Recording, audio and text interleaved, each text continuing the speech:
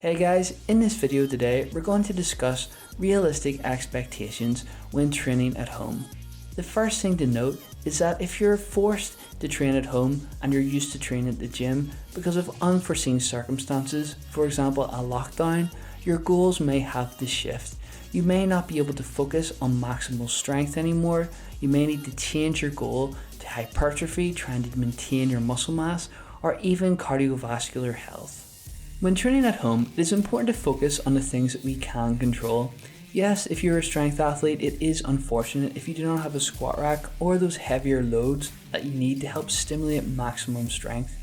However, there are things that we can do. If your goal is strength, you can work on maintaining your muscle mass and muscle size. Even growing new muscle will give you the potential to be stronger in the future. So you can look at this as a chance to help rebuild your base and build up more muscle so that in a year or two you will actually be stronger than what you were before the lockdown. Hypertrophy training is very easy to do with little to no equipment. Even bodyweight exercises can be very challenging. We can use training techniques such as drop sets, we can use supersets, slow eccentrics. There are a lot of ways to stimulate the muscle with very limited equipment. Although whenever we're training for certain goals, for example hypertrophy, our rep range will still be between 8 to about 20 reps. Going into the 40-50 rep range will not be great for building muscle. However, what we can do is increase the amount of working sets within our rep range depending upon our goal. If you're interested in learning more about increasing training volume by increasing the sets, check out our other video in the Training at Home series. Another area of fitness that we can also focus on is our cardiovascular fitness.